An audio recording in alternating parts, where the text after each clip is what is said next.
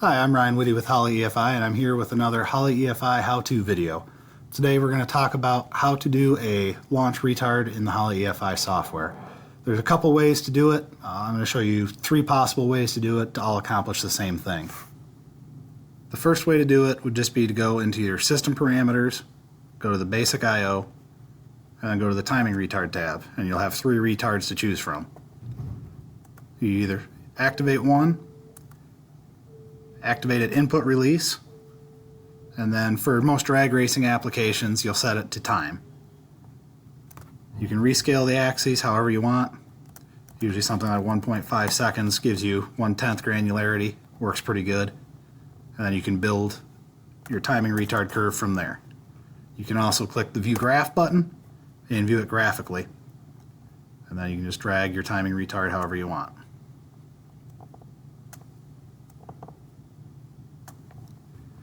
You can also right click and uncheck the space x-axis evenly, and that will allow you to change left and right on the graph and allow you to change your time.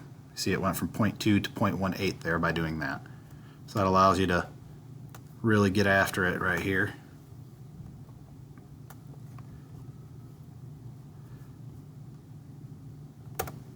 Another way you can do it is by adding an advanced ICF.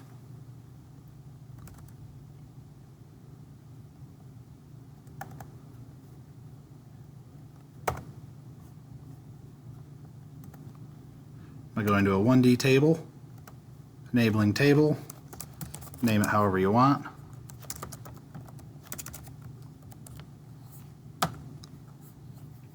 Set it to a timing offset, make the x-axis time.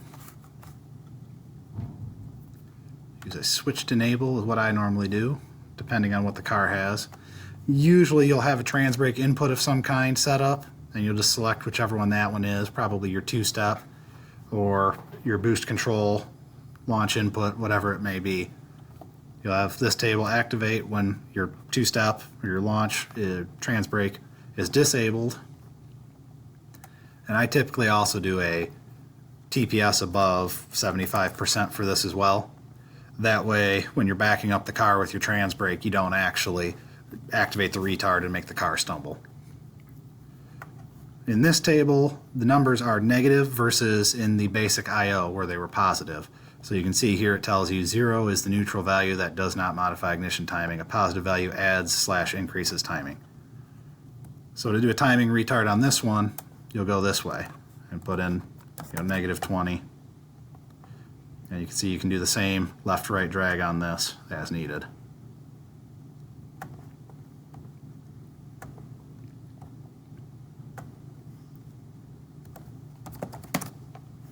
There we go.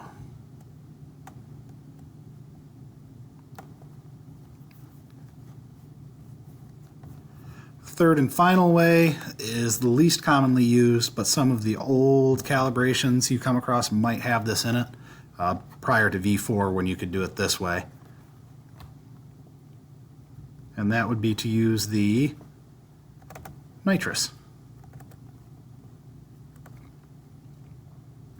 With the Nitrous, you still have your TPS trigger to start it, so you can set that how you want. And then you'd go to stage 1, and you set it to a wet non-progressive. Ignore this stuff here. All you need is a minimum and a maximum RPM. So minimum needs to be somewhere below your 2-step, maximum needs to be somewhere above your rev limiter. Activation delay, you could use this to delay it ever so slightly. You know, some cars don't like timing pulled for the first couple hundredths of a second, so you may just wait 2/100ths there. Change that to 0 in this case. Set the axis to time. And this is now set up the same way as the others, so you can set a, again, this one is positive numbers. The only place you use negative numbers is in the advanced table.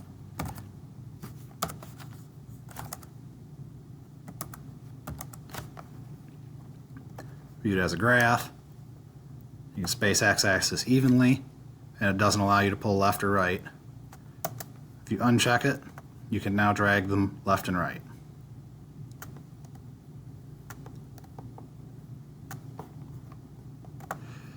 The one nice thing about doing it this way is you can use pedaling strategy.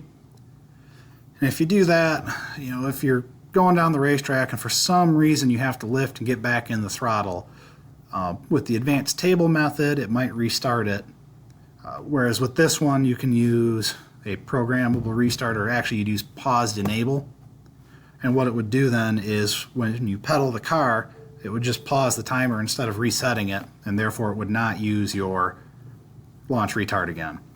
The benefit of that way, or this way, is not only do you keep the timing in when you get back in the throttle, but you also still don't activate the timing retard when you back the car up because you're below the TPS threshold. This way also does require 2 inputs versus 1 for the other methods. The other methods only require you have the trans brake to activate them.